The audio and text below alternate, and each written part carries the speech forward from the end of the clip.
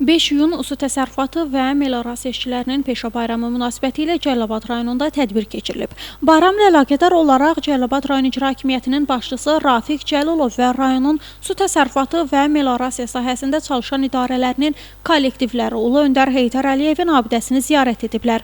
Abidənin önünə gül dəstələri düzərək dahi şəxsiyyətin əziz xatirəsinə dərin ehtiram ifadə olunub.